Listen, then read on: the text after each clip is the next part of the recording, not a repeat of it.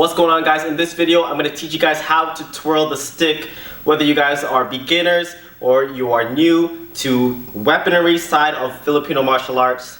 This is going to be an introductory tutorial to help you guys get used to that. My recommendation before you guys start with this video, if you're going to follow along with me, make sure you have a stick that has a decent weight. There are tons of different sticks out here, from rattan to kamagong to metal. Make sure you have one that has a decent amount of weight, because the actual density or the weight of the weapon as well as momentum are going to be two big assistants in teaching you how to twirl. So I get asked this a lot on a lot of videos. How do you twirl? Shouldn't you do this instead of that? And before I teach you guys how to twirl, I want you to understand that for me personally, twirling is more of a circular motion that will bring your momentum from one technique to the other. I may not necessarily use it to strike. Sometimes I use it as a power generator, but most of the time when I use it, it's a transition to bring the stick to a certain position, a certain place, without cutting off my flow. So let's just talk about twirling the stick in general.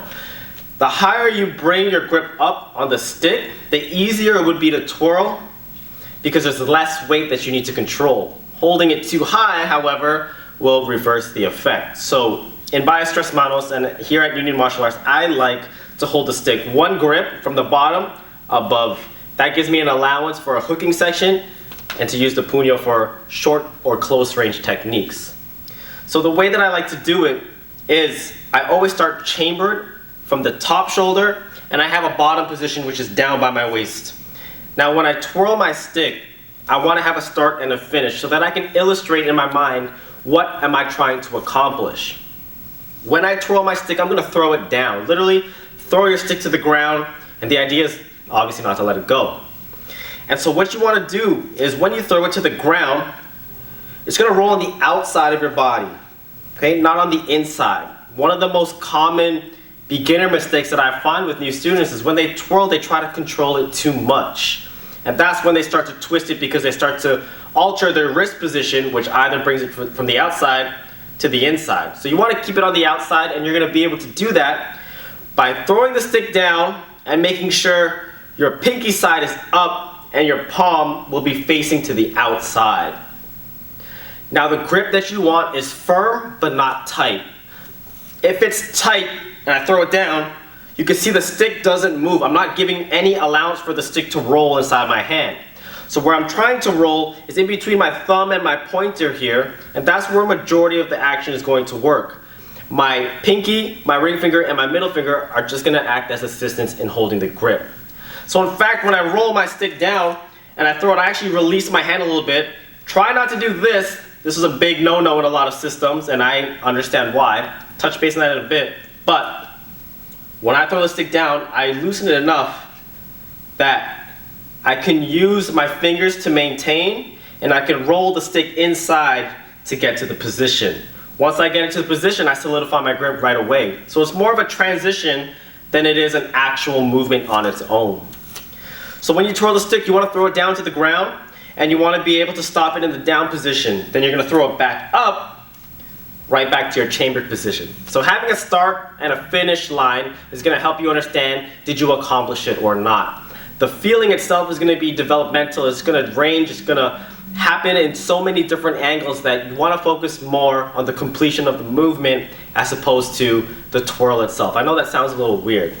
Another way I like to explain this when I teach my students is you need to trust the stick. It's intimidating to twirl a stick and control it. You got to let it do what it wants and be there to catch it when it's done.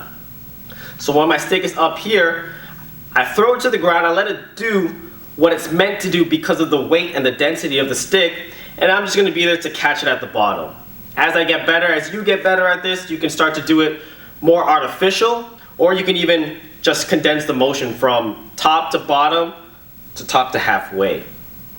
So you can twirl both hands, going down, going up, and you can pick the number. You can do twice down, once up. You can do twice down, twice up, whatever it is you want to illustrate and practice. The other way I want to teach you guys how to twirl, and this one's a little more important because we're going to actually use this in our technique itself. So we all have the infamous X pattern here. what I'm gonna do is I'm gonna take angle 1 and I'm gonna twirl to power up my angle 1 or to add momentum into it. So before I start my actual angle 1, I'm gonna throw the stick down and I'm gonna twirl it, but when it twirls, I'm gonna let it come right back up. So it's almost like I'm drawing a circle with my hand here. So when I throw it down, it comes back up, I strike my angle 1. Okay, so let me show you that again. I throw it down and angle 1 here. From another side here, I throw it down and into my angle 1.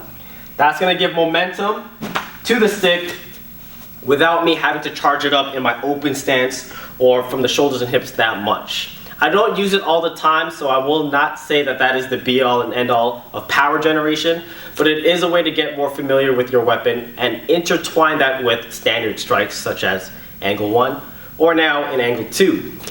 So in angle 2, I'm in a closed position like this, and the idea is now to do the angle 2 into the twirl. So again, you're gonna let the stick work and do what it wants. So when I strike down on angle 2, I'm actually going to twirl the stick, and I should finish in the down position that I was in when I was just twirling my stick on one side.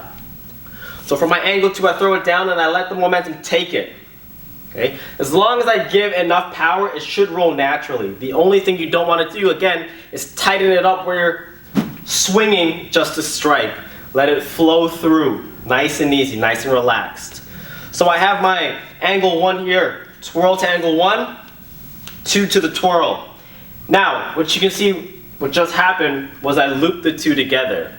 And so if you have been following this channel for a long time, I did a tutorial on what I call the single Sinawali long time ago. You guys can search this channel for that. But basically the single Sinawali encompasses the 2 X patterns and a twirl or a circular motion. So you have your 1, 2, 3 into the twirl, and then 1 more additional twirl to reset. So 4 steps incorporating the 2. If you guys want to check that out, go ahead, practice it, but also take into consideration the twirling, the small details of it, not too tight, okay, firm, but relaxed. You'll hear a lot of grandmasters, you'll hear a lot of high-level instructors, they say that when you are relaxed, your twirling is at its utmost ability. It is at the peak of its level because you are no longer worried. You're not scared you're gonna hit yourself in the face. You know exactly where the stick's gonna go. You can trust it. It is truly an extension of your hand and you can do whatever it is you want with it and not be afraid to hit yourself because you know exactly where the stick is going to be and where it's going to go.